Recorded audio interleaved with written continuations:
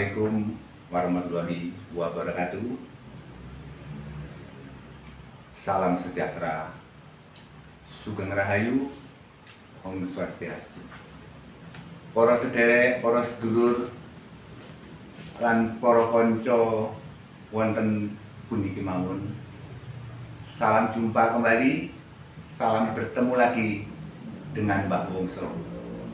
Semoga para sederek, para sedulur sedaya kemawon dalam kondisi keadaan sehat walafiat, sehat jasmani, sehat rohani.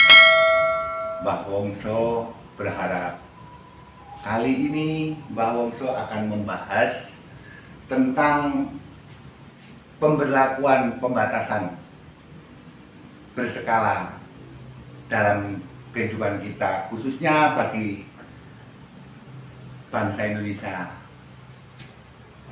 Semoga saja kita bisa mengambil hikmah ini semua, karena kita bisa mengambil sisi positifnya, di mana selama ini kita semua sibuk beraktivitas, suami istri bekerja,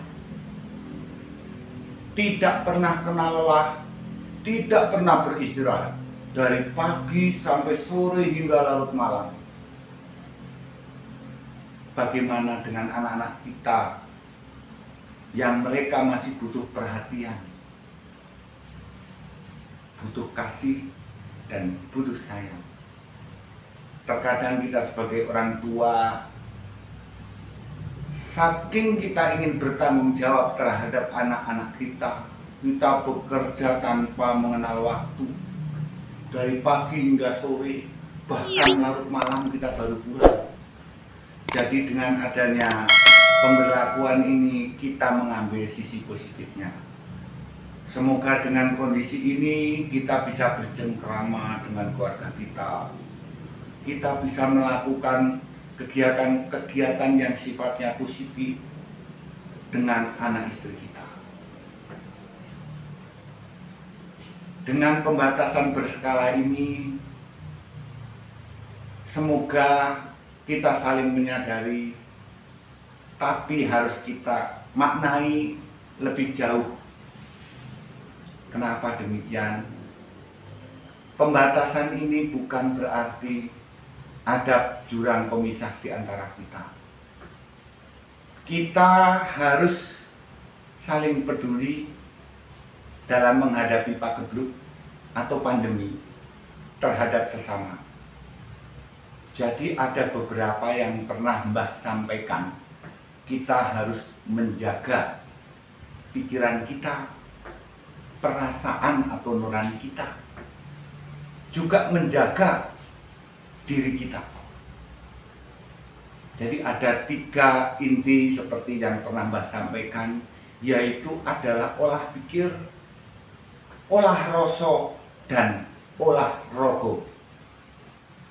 Jadi dalam pembatasan berskala ini kita maknai adalah untuk menjaga kita dari ancaman mikroorganisme atau benda atau yang tidak nampak oleh mata kita, yaitu bakteri.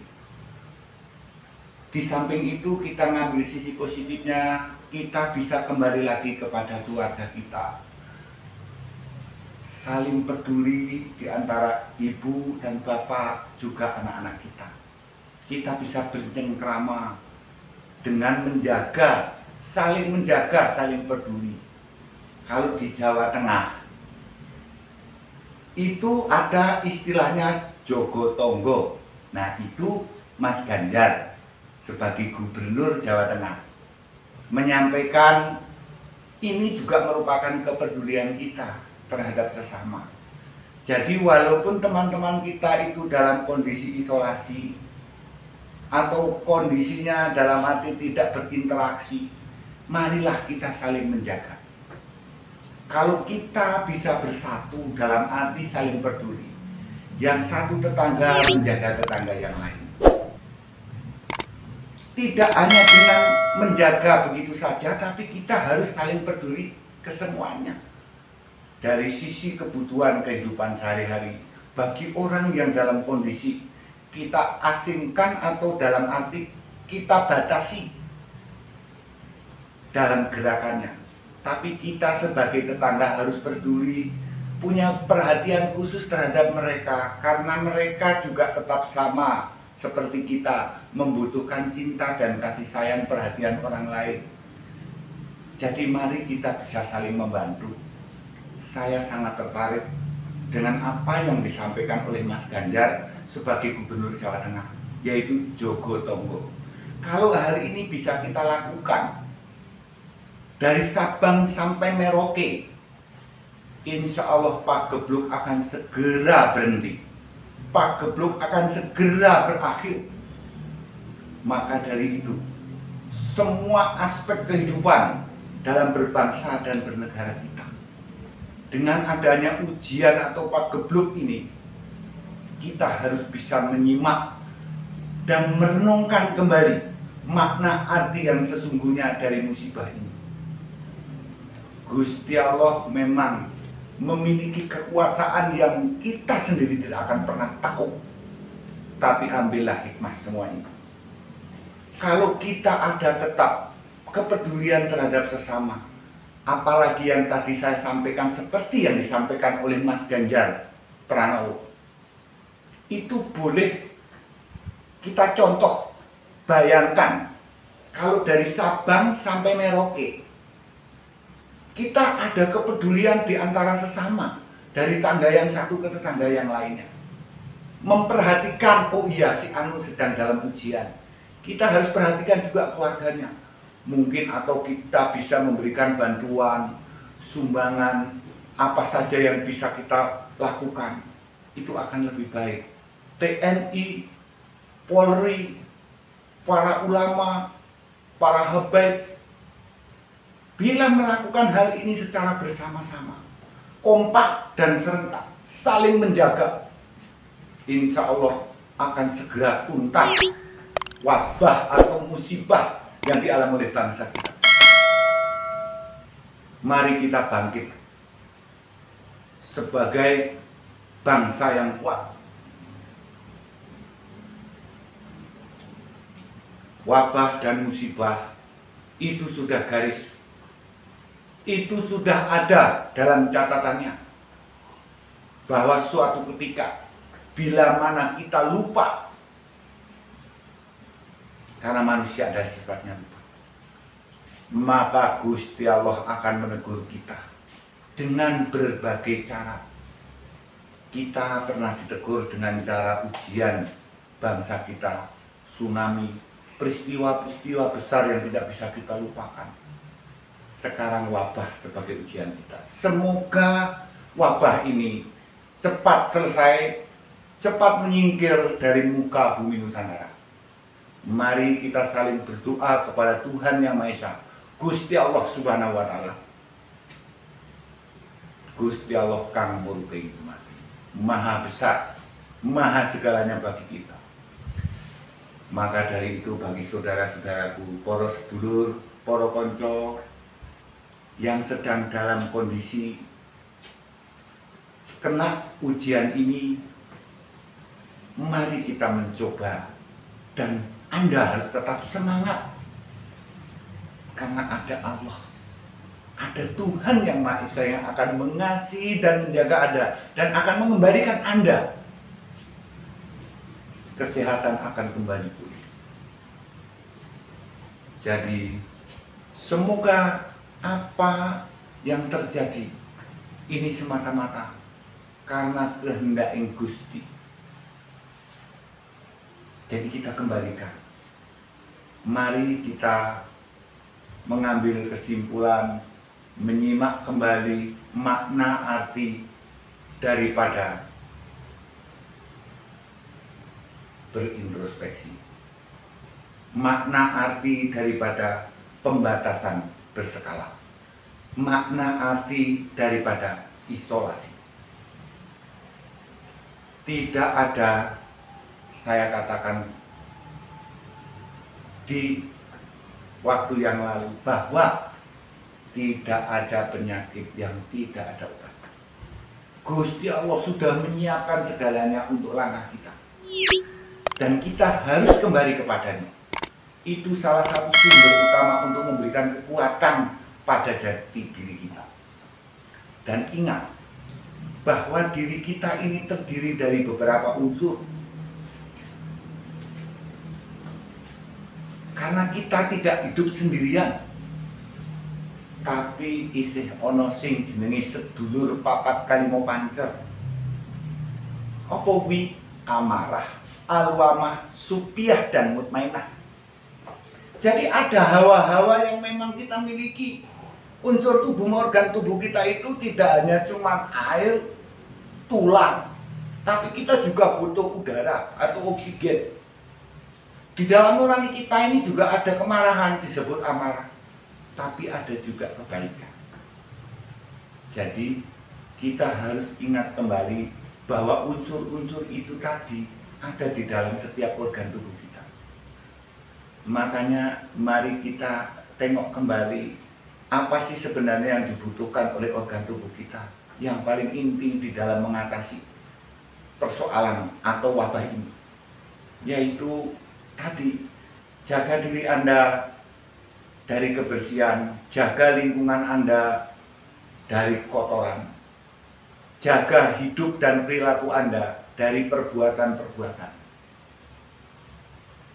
Bila mana kita bisa berintrospeksi diri kita, insya Allah Gusti Allah Moho Asih, Moho Welas, Ya Rohman, Ya Rohim. Dia tidak akan membiarkan umatnya tersiksa oleh wabah ini. Yang penting adalah meminta kepadanya dengan cara yang tulus, menjaga wajah. Kita harus yakin inilah obat yang paling utama dalam mengatasi corona, yaitu saling menjaga, baik dalam sisi berperilaku, berkehidupan, maupun sisi makanan dan kehidupan kita sehari-hari. Cobalah kita tengok kembali para leluhur nenek moyang kita dulu. Kalau minum saja tidak pernah direbus itu banyak. Yang penting air sumur yang masih murni tanpa adanya pencemaran dari lingkungan itu menyehatkan.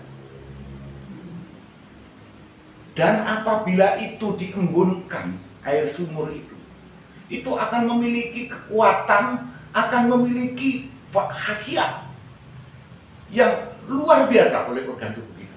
Karena dia mengandung oksigen yang sangat bagus. Jadi saya ingatkan kembali agar kita minumlah air yang memiliki kadar oksigen yang baik. Karena hanya di situ letaknya. Kuman atau virus tidak mampu. Yang kedua akan ada tambahan.